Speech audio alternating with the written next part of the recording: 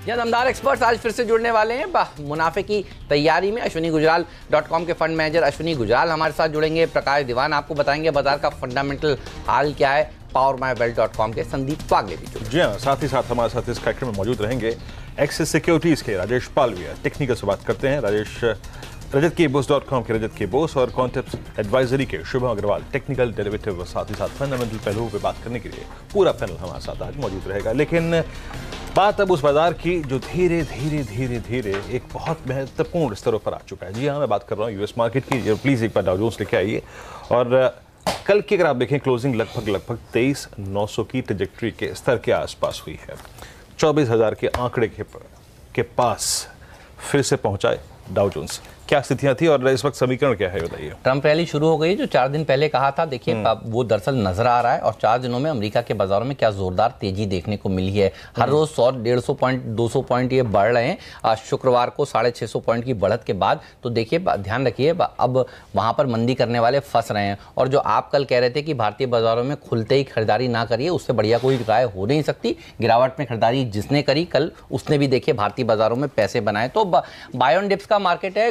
Globally markets में 4 दिनों में तेजी हुई है। देखिए भारत के बाजारों में भी 4 दिनों में तेजी हुई है। तो अब ये मार्केट्स आपस में लिंक हो गए हैं। और सबसे बड़ी बात ये कि ट्रेड टेंशंस ईज हो रही हैं। ये अच्छा संकेत है। कल जो फेड के मिनट्स निकल कर आए उसमें ये संकेत मिल रहे हैं कि दरअसल ब्याज दरें अमेरिका में तेजी से वो नहीं बढ़ाने वाले। ये एक जो पॉजिटिव सरप्राइज निकल कर आया दरअसल उसने कल वहां पे बाजारों की मदद करी है। और जो बीजिंग में भी देखिए 3 दिन की बैठक हुई थी उसमें यही बात निकल कर आ रही है कि डिस्कशंस बहुत ही बढ़िया हुए हैं, एक्सटेंसिव हुए हैं और दोनों लोगों ने एक दूसरे की बात को सुना है। और अब अगली बैठक फिर अमेरिका में होने वाली है। तो संकेत अब देखिए बहुत ही शानदार है। बस दिक्कत की बात जो आप बता रहे थे शुरू में, कच्चे तेल में थोड़ा सा बाउंस, लेकिन ये थोड़ा सा ही बाउंस है। 65 के ऊपर निकलेगा तो थोड़ी दिक्कत की बात हो सकती है, लेकिन 60 के आसपास तो दरअसल हमें पता ही था। कल भी देखिए ओवरनाइट बढ़ा लेकिन आज सुबह 1% नीचे है। बताइए हमारे संकेत क्या है,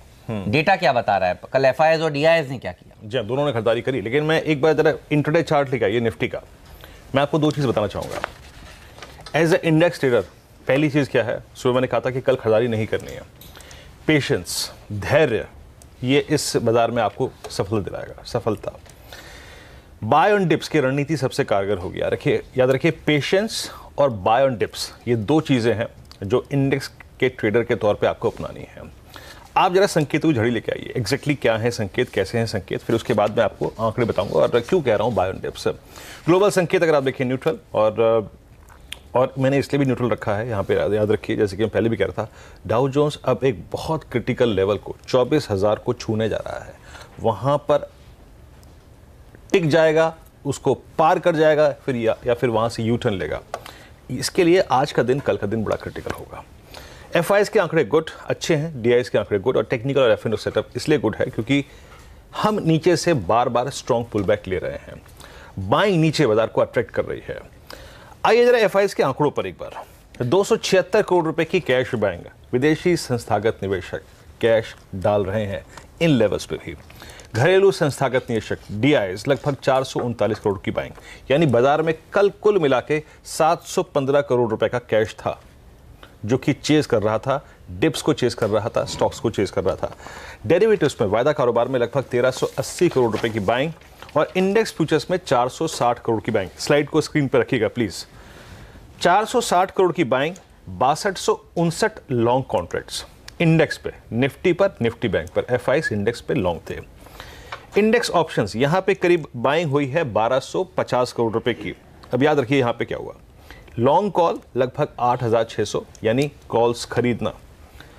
शॉर्ट पुट यानी बाजार टिकेगा, शॉर्ट पुट यानी बाजार ज्यादा नहीं फिसलेगा, शॉर्ट पुट या फिर बाजार किसी पर्टिकुलर लेवल को बहुत सम्मान देगा, ये कॉन्ट्रैक्ट्स वो कहते हैं। और साथ ही साथ 23,000 लॉन्ग पुट वो ये कहते हैं कि जब मैं कैश में लॉन्ग हूं, जब मैं इंडेक्स पे लॉन्ग हूं, जब मैं स्टॉक पे लॉन्ग हूं, तो भैया मैं कहीं ना कहीं लॉन्ग पुट से अपने आप को हेज भी करूंगा। तो ये वो था। तो एफआईएस के आंकड़ों को मैंने इसीलिए शानदार ट्रैजेक्टरी में रखा है। अब आइए आप निफ्टी के एक बार इंट्राडे चार्ट्स पे। मैं क्यों कह रहा हूं कि आपको हायर लेवल्स पे यानी 920, 960 के जोन में बाइंग नहीं करनी है। कल देखिए मुझे अच्छी तरीके से याद है, मैं कल जब फ्यूचर एक्सप्रेस कर रहा था मैं आपको लेवल देके गया था 10,817। इंट्राडे के ट्रेड्स पर एक बार पुल बैक मिल रहा था, एक बार एक पुल बैक मिला 12 बजे के आसपास, फिर एक डिप आया, फिर एक पुल बैक मिला। तो लोअर लेवल्स पे बाजार बाइंग अट्रैक्ट कर रहा है और यही आपकी रणनीति होनी चाहिए। आइए अब ऑप्शंस के आंकड़ों पर। बड़ी क्रिटिकल चीज मैंने देखी ऑप्शंस के आंकड़ों में। 10,900 की कॉल 1,47,000 से जुड़े, 11,000 का कॉल राइटर बैकफुट पे था और 11,100 की कॉल 4 लाख शेयर ले गई। ये अच्छी बात थी। और एक और चीज, अब आइए पुट्स पे न जाने वो चीज स्क्रीन पे होगी नहीं होगी, लेकिन मैं आपको समझा देता हूं फिर भी, अभी स्क्रीन पे नहीं है। और वो थी 10,700 का जो लॉन्ग पुट था वो निकल गया बाहर, और 10,900 की, वो स्क्रीन पे नहीं है चीज, मैं बता देता हूं आपको, 10,900 की पुट में कल 2.5 लाख शेयर जुड़े, जो कि इंडिकेट कर रही थी कि ये बाजार कहीं ना कहीं अपने आप को 10,900 के 10,850 के इर्द गिर्द रखना चाहता है। उससे बड़ा डाउनसाइड ये बाजार फिलहाल नहीं देख रहा है। तो याद रखिए, रणनीति आपकी यही रहेगी जब तक, मेरी प्लीज एग्जैक्टली अगर आप देखिए मेरा आउटलुक ले आइए, जब तक आपके स्क्रीन पर 750 760 विजिबल है, ये वो ट्रेजेक्ट्री है जहां पे आपके लेवल्स को आपका 50 डेमा और 200 day exponential moving average secure करके चल रहा है। जब तक आपकी स्क्रीन पे ये आंकड़ा है, ये बाजार कह रहा है कि डिप को खरीदिए, ऑफलोड करिए, यानी अपने लॉन्ग्स को अगर आप ऑफलोड करना चाहते हैं तो 920 960 का ट्रेजेक्ट्री बहुत अच्छा है। लेकिन याद रखिए, एक चीज अपने जहन में फिर से याद रखिएगा कि इंडियन मार्केट्स और यूएस मार्केट्स दोनों, निफ्टी और साथ ही साथ डाउ जोन्स, गुरुवार और शुक्रवार का सेशन बहुत क्रिटिकल है, क्योंकि हम जूझ रहे हैं 11,000 से, और मैं फिर कह रहा हूं डाउ जोन्स के लिए 24,000 का लेवल बहुत महत्वपूर्ण है। इन दोनों का कटना इस बाजार के सर्कमस्टेंसेस, इस बाजार के हालात बिल्कुल बदल सकता है। 11,000 का स्तर मुझे लगता है बजट से पहले, बजट के आसपास, बजट के बाद हासिल हो सकता है। और कल जो हुआ वीरू, गिरा तो जिसने भी देखे, गिरा तो ऐसे नहीं किसी ने शॉर्ट किया मार्केट, और शॉर्ट करने वाला फंस गया है, ये समझ में आ रहा है, क्योंकि उतनी तेज बाइंग कल देखने को मिली है। मुझे लगता है एफआईएस में किसी ने ये बड़ा कल शॉर्ट किया था, ऐसा मार्केट इंटेलिजेंस बताता है। और ये एफआईआईज ढीठ हैं, ये लंबे समय तक शॉर्ट रखने के लिए जाने जाते हैं और ये कवर भी बहुत फास्ट करते हैं। तो मुझे ये बताइए, 10,900 10,950 ये कि आपको लगता है कि इस सीरीज में हम ऊपर की तरफ ब्रेक कर सकते हैं? क्योंकि देखिए पैनिक वहीं होगा, और जब ये 10,950 के आसपास आएगा, कब 11 होगा, कब 11,200 होगा, अब तक कोई ये बात नहीं कह रहा है। मैं आपको बताता हूँ, ये हो सकता है, इसकी पॉसिबिलिटी पूरी प्रबल मुझे नजर आती है। क्या चार्ट्स में इस तरह का कुछ डेटा दिख रहा है आपको, या डेटा जो एफएनओ में बन रहा है कुछ ऐसा कुछ नजर आ रहा है, लक्षण नजर आ रहे हैं? देखिए, लक्षण इसलिए ये हाइपोथेसिस है, ये थ्योरी देखिए में कन्वर्ट हो सकती है क्या? एक चीज है, आप ये देखिए कि मैं जो 11,000 की बात कर रहा हूँ, निफ्टी बैंक पर उसे अगर मैं कन्वर्ट करके देखूं तो वो ऑलरेडी पार हो चुका है। वो बात तो सही है आपकी, है ना। और बस यहां बचा क्या है कि एक सेकुलर मूव स्टॉक्स में नहीं आ पा रहा है, कोई पीछे तो कभी कोई आगे, कोई आगे तो कभी कोई पीछे। लेकिन आप देखिए कि बैंक्स की परफॉर्मेंस देखिए आप, तो ये शायद आप सही कह रहे हैं कि एक इवेंट के बहुत क्लोज ये हो सकता है। लेकिन दो चीजें हैं, मैं आपको फिर बता रहा हूं हेमंत, मैं इस वक्त डाउ को बहुत ज्यादा फोकस कर रहा हूं। जिस दिन ये 24,000 निकला ना, ये नई ट्रेजेक्ट्री में जाएगा, और उस ट्रेजेक्ट्री में जाएगा जहां पर ये पूरे 2018 में रहा है, और वो रेस्ट ऑफ एशिया को या फिर पूरे वर्ल्ड मार्केट्स को अपने साथ खींचेगा। तो मैं बहुत जल्दी में नहीं हूं कि निफ्टी 11,000 तोड़े या फिर उसके ऊपर जाए। बहुत कुछ यहां भी मिल रहा है, आप देखिए ना, बैंक्स में आईसीआईसीआई बैंक को देखिए, आप एक्सिस बैंक को देखिए, क्या शानदार स्विंग मिल रहे हैं। और आज मैं आपको बता रहा हूं, मैं भी कम से कम नहीं तो 15 स्टॉक्स ऐसे लेके आया हूं जिन्होंने बहुत अच्छे अच्छे ब्रेकआउट दिए हैं।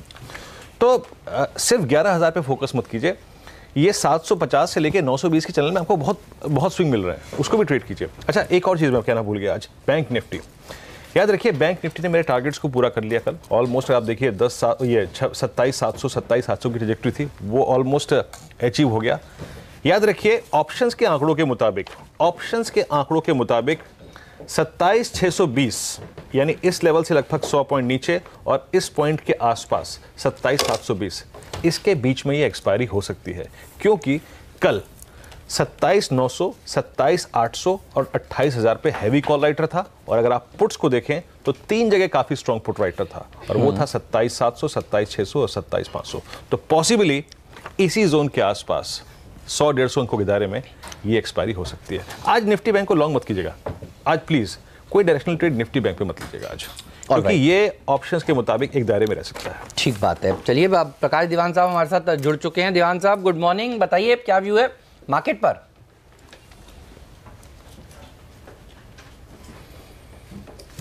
I think Hemant, result season की शुरुआत अच्छी खासी हो चुकी है, जैसे कल भी हमने डिस्कस किया था, और खास करके इंडसइंड बैंक के नंबर्स जो एक इंडिकेटर रहता है कि आज आगे चल के एनपीएस को लेके, निम ग्रोथ को लेके क्या टाइप की वो किस टाइप का रुझान बनेगा, और वहां मुझे कोई चिंता वाला कोई वो नहीं लगा। और ऑफ कोर्स डेल्टा जैसे कंपनीज के भी अच्छे नंबर्स आने से एक थोड़ा सा मिड कैप्स में भी बढ़त हमको दिखनी हासिल होती हुई दिखेगी। लेकिन market will now start focusing, जैसे वीरेंद्र भी समझा रहे हैं कि जो ग्लोबल क्यूज हैं वो तो ऑफ कोर्स हावी है ही हैं और रहेंगे, बट डोमेस्टिक सेगमेंट में भी हमारे यहाँ जो रिजल्ट सीजन की शुरुआत जब है, और खास करके दिग्गजों के आईटी कंपनीज के भी रिजल्ट्स की एक्सपेक्टेशन बढ़ रही है, people will start getting slightly stock specific कि भाई हम स्टॉक्स में पोजीशन बनाए, पैसा कमाए और दूसरी चीजों पे जाएं।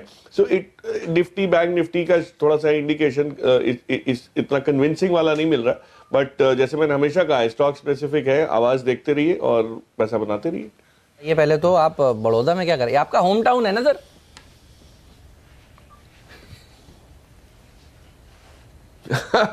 अब होम टाउन तो है, जहां भी काम की वजह से ले जाता है वैसे चले जाते हैं, बट हाँ my parents have settled there. क्या बात है। चलिए बड़ौदा के प्रकाश हैं और अब गोवा के वागले साहब उनसे बात करते हैं। वागले साहब गुड मॉर्निंग, क्या आउटलुक है आज के लिए? Good morning Veeru, good morning Hemant. Morning sir. Outlook range bound है। मैं बहुत ज़्यादा उत्साहित नहीं हूँ कि 30 पॉइंट, कल शाम को 60 पॉइंट एसजीएक्स पॉजिटिव दिखा रहा था, अभी 30 पॉइंट है। मुझे ये 100-120 पॉइंट की रेंज लगती है। 10,810, 10,950, निफ्टी बैंक 27,600, मुझे लगता है 28,000 के पार जा सकता है, और निफ्टी बैंक में स्ट्रेंथ कई दिनों से जो बनी रहेगी। स्टॉक स्पेसिफिक व्यू बुलिश है। आईटीसी जो मैं कई दिनों से कहते आ रहा हूँ, आई थिंक कल एक ब्रेकआउट आया, आज कंटिन्यू हो सकता है, आज और कल में। 288 का स्टॉप लॉस है, 297 का टारगेट है। और एवेन्यू सुपरमार्ट कंसोलिडेशन के बाद एक निकला है, एक फ्रेश मूव की शुरुआत है, इसको बाय करके चले। 1587 का स्टॉप लॉस होगा, 1638 का मेरा 1 से 2 दिनों का टारगेट होगा। ऑलराइट, राजेश पालविया जी भी हमारे साथ जुड़ चुके हैं। पालविया साहब स्वागत है, बताइए कौन से स्टॉक्स आपको पसंद हैं? गुड मॉर्निंग हेमंत जी। हेमंत जी, मेरे दोनों स्टॉक बैंकिंग सेक्टर से, पहला स्टॉक है फेडरल बैंक। अगर हम कल के सेशन में देखें तो एक बहुत अच्छा इसमें ओपन इंटरेस्ट लॉन्ग साइड का देखने को मिला, और स्टॉक ने एक नियर टर्म चार्ट पे ब्रेकआउट दिया है, और वीकली चार्ट पे भी इसमें देखें तो फॉर्मेशन जो है वो बुलिश है, और मुझे लगता है यहाँ से ये स्टॉक 100 से 105 की रेंज में अब यहाँ से मूव होना चाहिए। और अगर हम डेरिवेटिव डेटा में भी देखें तो 100, 102, 105 ये तीनों स्ट्राइक में कल अच्छा एक लॉन्ग एडिशन देखने को मिला। 95 के पुट राइटर ने अपनी पोजीशन एग्रेसिवली राइट किया है, तो यहाँ से लगता है कि अब स्टॉक में अपवर्ड मोमेंटम रहेगा। तो 100 रुपये का कॉल ऑप्शन बाय करने की सलाह रहेगी। 3 रुपये 15 पैसे के आसपास 100 रुपये स्ट्राइक प्राइस का कॉल ऑप्शन अवेलेबल है। 1 रुपये स्टॉप लॉस होगा और 6 रुपये 7 रुपये इसका टारगेट होगा। और जो दूसरा स्टॉक है वो भी बैंकिंग सेक्टर से, और वो है आईसीआईसीआई बैंक। आईसीआईसीआई बैंक में मल्टी ईयर हाई ब्रेकआउट हुआ है, ऑलरेडी स्टॉक बुलिश टेरिटरी में ट्रेड कर रहा है। लॉन्ग टर्म ट्रेंड इसका पॉजिटिव है। अगर हम इसमें देखें तो कल 380, 390 की कॉल में एक अच्छा लॉन्ग एडिशन देखने को मिला है, तो 390 का कॉल ऑप्शन बाय करने की सलाह रहेगी। 6 रुपये 80 पैसे के आसपास ट्रेड कर रहा है। 3.5 रुपये इसका स्टॉप लॉस रखना होगा, और 12 रुपये से 14 रुपये मैं मानता हूँ टारगेट इसमें 1 या 2 ट्रेडिंग सेशन में देखने को मिल सकते हैं आईसीआईसीआई बैंक में। ICICI bank, federal bank, banks के ऊपर पालविया जी बुलिश। तो मेरा एक फॉलोअप सवाल आपसे, बैंक निफ्टी में वीकली एक्सपायरी में क्या होने वाला है आज? जी, मुझे लगता है कि वीकली एक्सपायरी में यहाँ से हमें 27,900 के आसपास बैंक निफ्टी की एक्सपायरी देखने को मिलेगी। जिस तरीके से कल के सेशन में मोमेंटम देखा और जिस तरीके से डेटा बन के आ रहा है, और अब हम कंफर्टेबली 27,500 के ऊपर, जो कि एक हाईएस्ट कॉल कॉन्सेंट्रेशन था, उसके ऊपर ट्रेड कर रहे हैं, तो बहुत कुछ हमें शॉर्ट कवरिंग एक्शन देखने को मिलेगी। मुझे लगता है यहाँ से 100 से 150 पॉइंट का एटलीस्ट अप मूव आना चाहिए, और 27,900 के आसपास एक्सपायरी होनी चाहिए। बिग कॉल 27,900 के आसपास एक्सपायरी होनी चाहिए। और वो जो हाइपोथेसिस है कि ये जो जिन्होंने ये जो लकीर बनाई है नीचे की तरफ, ये शॉर्ट की, और देखिए फंसे जो हैं, यही दरअसल काम कर जाएंगे। फिर अगर 27,900 का टारगेट पालविया साहब आपको नज़र आ रहा है, पालविया साहब से और बहुत सारे स्टॉक्स हैं, उस पर चर्चा करेंगे, बागले साहब से चर्चा करेंगे, दीवान साहब से चर्चा करेंगे। लेकिन नीरज जी भी हमारे साथ जुड़ चुके हैं और देखिए सबसे महत्वपूर्ण चीज अगर कुछ है आज तो वो है जीएसटी काउंसिल की बैठक और ये दिन में शुरू हो जाएगी। नीरज जी बताइए, आउटकम भी क्या दिन में ही आ जाएगा, ऑफिशियल अनाउंसमेंट, और क्या क्या हो सकता है? देखिए 10:30 बजे ज्ञान भवन में दिल्ली में जीएसटी की बैठक शुरू होगी काउंसिल की, और उसके बाद ऑफिशियल प्रेस कॉन्फ्रेंस भी होगी। अभी ये कहना मुश्किल है कि वो कितने बजे होगी। उम्मीद कर रहा हूँ कि मार्केट आवर में आ जानी चाहिए, लेकिन कई बार होता है बहुत लंबी चलती बैठक तो देर भी हो सकती है। लेकिन छन छन की खबरें आती रहेंगी जो CNBC आवाज़ आपको लगातार बताता रहेगा। उसमें सबसे बड़ी खबर जो आने की संभावना वो है कि construction, under construction real estate के लिए जो जीएसटी अभी 12% है उसको घटा के 5% कर दिया जाए और कंपोजिशन स्कीम लाया जाए। ये बहुत पॉजिटिव होगा क्योंकि बहुत दिनों से मांग चल रही थी कि इससे रियल एस्टेट को भी दिक्कत है और ग्राहक को भी महंगा पड़ता है क्योंकि उसको इतना पैसा देना पड़ता है अलग से। तो वो एक बड़ा फैसला है जिस पे तकरीबन ऐसा लग रहा है कि सहमति है कि उसको हटा दिया जाएगा। अब उसमें कुछ लोग कह रहे हैं कि बिल्डर्स पहले भी पास ऑन नहीं करते थे तो उनको बड़ा फ़ायदा नहीं होगा, लेकिन ग्राहकों को सीधे तौर पे फ़ायदा होगा। दूसरा इसमें आ सकता है MSME के लिए कि जो बहुत सूक्ष्म और छोटे उद्योग हैं उसमें उनकी जो थ्रेशोल्ड लिमिट है उसको बढ़ा के 50 से 75 लाख के बीच कर दिया है। तो बड़ी संख्या में करोड़ों छोटे छोटे व्यापारी जीएसटी के दायरे से बाहर हो जाएंगे, तो उनको बार बार रिटर्न फाइल करने की झंझट से मुक्ति मिलेगी, जो इलेक्शन मूव है, ध्यान रखिएगा। इसलिए ये बहुत संभावना कि ये होगा। इसके अलावा लॉटरीज जो है, हालांकि बहुत कम है, कुछ ही जगहों पे है, लेकिन उस पर जीएसटी बढ़ाने की सिफारिश हो सकती है। तो वो सरकार एक हाथ से देगी, दूसरे हाथ से उसकी भरपाई भी करने की प्रयास करेगी। तो ये 3 चीज़ें हो सकती हैं। ऑटो कंपोनेंट और सीमेंट पे उम्मीद बहुत कम रखनी चाहिए, शायद वहाँ पे नहीं होगा क्योंकि एक साथ इतना रेवेन्यू हिट सरकार लेना नहीं चाहेगी। लेकिन अब सिक्सर मार ही दे तो आश्चर्य भी नहीं करना चाहिए। तो इसलिए फिंगर्स क्रॉस्ड सीमेंट और ऑटो कंपोनेंट के लिए। बिल्कुल। और इस बैठक का से पहले हमने देखा है रियल एस्टेट शेयरों में बहुत बड़ी तेजी हो चुकी है। इस बैठक को अगर दीवान साहब प्ले करना है तो आप कौन से स्टॉक से करेंगे और कैसे करेंगे? जी देखिए, इसमें 2-3 चीजें हैं। एक तो जो अंडर कंस्ट्रक्शन चीजों पे अगर जीएसटी प्रोजेक्ट्स पे जीएसटी कम होता है तो एक अफोर्डेबिलिटी बढ़ना शुरू हो जाती है। तो जो बहुत समय से एक चक्का जाम जैसा जो फीलिंग आ रही थी कि कोई बिक्री नहीं हो रही, इन्वेंट्री बढ़ती जा रही है, वहां पे क्लैरिटी आना शुरू हो जाएगा, थोड़ी क्लियरेंसेज होंगे इन्वेंट्री के। तो मुझे लगता है जो रियल एस्टेट कंपनीज जहाँ पे हाउसिंग में खास करके जो अटकी हुई थी वहाँ पे आपको ज़्यादा इफेक्ट होगा। जो कमर्शियल में है वहाँ पे इतना कोई बहुत पॉजिटिव रुझान नहीं बनेगा। और कंस्ट्रक्शन कंपनीज जो हैं, जो इनकी सेवाएं जो करती है, जो सर्विस इनको ईपीसी के बेसिस पे काम लेती हैं, वहाँ पे हेमंत मुझे लगता है ध्यान देना चाहिए। जैसे एक छोटी सी कंपनी फर्ज करूंगा, वैस्कॉन इंजीनियर्स करके है, तो ये कंस्ट्रक्शन कोर कंस्ट्रक्शन एक्टिविटी में है। इस टाइप की बड़े प्रोजेक्ट्स जैसे हैं जो कैपेसिटी इंफ्रा है, वैसी टाइप की कंपनीज को होगा। तो लेकिन ये होने के बाद ऑर्डर फ्लो कैसा आता है वो देखने के बाद वो करेंगे। कोई रिकमेंडेशन इस फिलहाल नहीं कर रहा, बट मैं बताने की कोशिश कर रहा हूँ कि ये सेगमेंट को प्ले करना ज्यादा बेहतर रहेगा rather than pure real estate players जो अच्छे खासे बढ़ चुके हैं। वहाँ प्राइसिंग इन ऑलरेडी हो चुका है इस इंप्रूवमेंट का। ओके, इस बीच आपकी स्क्रीन पर आप देखें एसएक्स निफ्टी करीब 890 के स्तर पर 15 अंक ऊपर है। अच्छा, अब जीएसटी काउंसिल की बैठक से निकल के बाहर बात करते हैं। वो कुछ ऐसे स्टॉक्स जहां पर आज खबरें हैं, खबरों का इम्पैक्ट होगा, नीरज जी से जानते हैं। नीरज जी बताइए वो कौन कौन से स्टॉक्स हैं आज?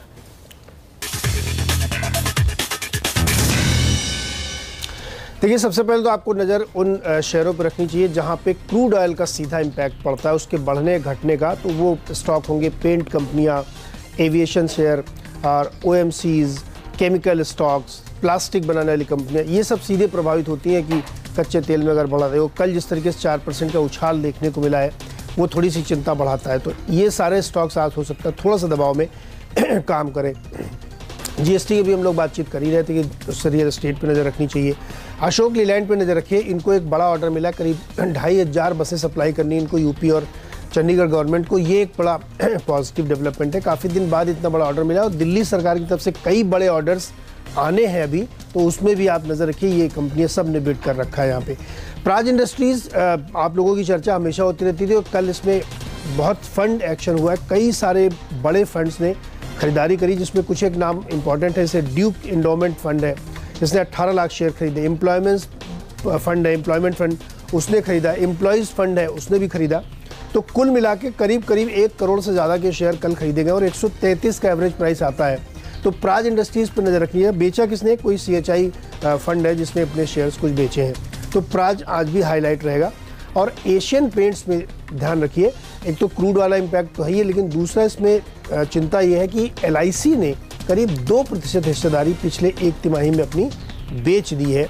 तो एशियन पेंट जैसी बिल्कुल ब्लू चिप AA+ कंपनी से अगर LIC एग्जिट ले रहा है तो ये थोड़ा सा दिक्कत हो सकती है। ठीक बात है, बस तो इन स्टॉक्स पर रहेगी नज़र साफ तौर पर। शुक्रिया नीरज आपका इस जानकारी के लिए। लेकिन प्राज इंडस्ट्रीज अब नाम आ ही गया है तो पहले आपको बता देते हैं कि इस पूरे हफ्ते अगर सबसे ज़्यादा किसी एक स्टॉक पर मुनाफे की तैयारी में चर्चा हुई है तो प्राज इंडस्ट्रीज़ की ही हुई है। और ये देखिए कल क्या हुआ, 12% ऊपर जाकर इसने समाप्ति दी है। पर का वक्त था, उससे पहले भी कई बार बताया ये स्टॉक खरीद के रखिए, बच्चों के लिए खरीद कर रखिए।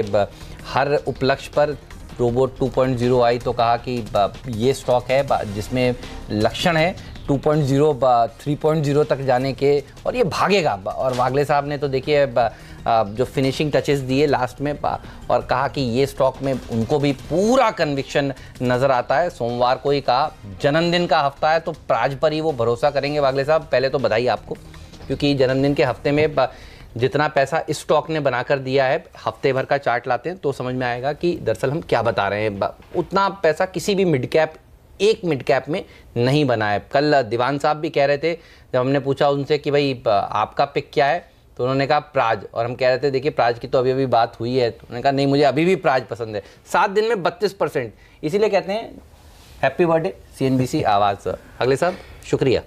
हेमंत, ये ट्रू हैप्पी बर्थडे गिफ्ट है एक्चुअली हमारे दर्शकों के लिए। और हम तो काफ़ी टाइम से बोले जा रहे हैं, ऑब्वियसली ये 150 जो आपका टारगेट है। अभी मैं आपको पूछता हूँ, क्या आपको लग रहा था इतने जल्दी आएगा? सर मुझे लग रहा था कि 150 हासिल होगा और ये मुझे लगता था दिसंबर में हासिल होगा, थोड़ा सा लेट हासिल हुआ है। वैसे मतलब मैं तो बहुत ज़्यादा बुलिश था, क्योंकि आप याद करिए मैं हर दूसरे दिन कहता था इथेनॉल, शुगर, और मैं आप याद है कहते थे कि प्राज पहले 150 होगा, आपसे सवाल पूछता था, या बलरामपुर चीनी पहले 150 होगा, ये सवाल भी पूछता था। तो आप कहते थे प्राज भी हो सकता है, बलरामपुर चीनी भी हो सकता है, वो भी होगा आगे चलकर, उस पर भी मेरा टारगेट वही है। एक्चुअली ये कोई कह नहीं सकता कौन सा घोड़ा रेस में जीतेगा, सही बात है। और ये लेकिन अभी मैं कह सकता हूँ कि प्राज 180 शायद मार्च के पहले ही होगा, आराम से होगा। तो अभी हम 2 महीने में इन्वेस्टर्स के लिए बोनांजा है, कंटिन्यूएशन ऑफ द मूव है। आप बने रहे 120-122 के स्टॉप लॉस से। मुझे लगता है बुक अभी ट्रेडर है, बड़ी क्वांटिटी करते हैं, वो तो बुक करते ही है, वैसे भी छोटे मुंह के लिए खेलते हैं। मैं उनको तो हो गया, मेरा 138 का टारगेट वो भी आ गया। हम 110-112 से बात कर रहे हैं, बट अभी I think 180 is inside. Diwan साहब आपका टारगेट बताइए। कल आप भी कह रहे थे आपको अगर कोई एक शेयर खरीदना है तो यही खरीदना है। जिन्होंने आपको सुनकर कल सुबह खरीदा उनको भी देखिए 12% की बहुत ही बढ़िया मुनाफा हुआ। आपका इसका लक्ष्य क्या है आगे वाला? तो I think Hemant very clearly जो अर्निंग्स प्रोफाइल इसकी, जैसे मैंने समझाया था, चेंज होने की उम्मीद कहाँ से आ रही है कि ये जो अभी तक रेवेन्यू ग्रोथ नहीं कर पा रहे थे, एक दबाव जो इनको रहता था प्राइसिंग की वजह से, अब वो इकोनॉमीज ऑफ स्केल आने की वजह से, अफोर्डेबल इक्विपमेंट सप्लाईज की वजह से जो बिजनेस इथेनॉल में आ रहा है, मुझे आश्चर्य नहीं होगा कि ये ब्लू स्काई टेरिटरी में आ जाए अर्निंग्स को लेके, विच मींस यहाँ से 2-2.5 गुनी इनकी अर्निंग्स बढ़ सकती है अगले 12 से 15 महीने में। लेकिन अगले 6 महीने में कोई अर्निंग्स में इंप्रूवमेंट आपको नहीं दिखेगा, ये 6-9 महीने के बाद शुरू होगा, क्योंकि इथेनॉल के जितने भी प्रोजेक्ट्स हैं उसको इस टाइप की लागत लगती है, समय लगता है। So I would not be surprise कि ये, मैंने जैसे कहा था कि 200 के आसपास जो 199 का कल मैंने लक्ष्य दिया था, पहले वहां पे हासिल हो और फिर वहां पे आप रिव्यू करें, मोमेंटम कंटिन्यू रहा तो 222 का नेक्स्ट पड़ाव इस पे बनना चाहिए। प्रकाश का कल लक्ष्य था 199, जो कि वो आमतौर पर अगर आप देखें ग्रोसरी और सामान वाला जो टारगेट होता है, बाटा वाला और वागले साहब का था 199 रुपए 95 पैसे। वीरू सॉरी इंटरप्ट कर रहा हूँ, मुझे सही याद है, आप प्रकाश से वेरीफाई करिए, उन्होंने 222 की लॉन्ग टर्म बात। अच्छा, लॉन्ग टर्म टारगेट थे, ओके। चलिए इस पर बात करते हैं, कुछ और मिड कैप से बात करेंगे और कुछ फैक्टर से बात करेंगे, लेकिन अभी एक वक्त है ब्रेक का। और ब्रेक पे जाने से पहले आपको बता दें कि आपका पसंदीदा चैनल अब और किफ़ायती दाम पर, जी हाँ, CNBC आवाज़ देखने के लिए चुनिए कलर्स वाला एक पैक, सिर्फ ₹1 दिन में मिलेगा आपको 25 चैनल। सब्सक्राइब करने के लिए आज ही अपने केबल ऑपरेटर या फिर डीटीएच ऑपरेटर से संपर्क।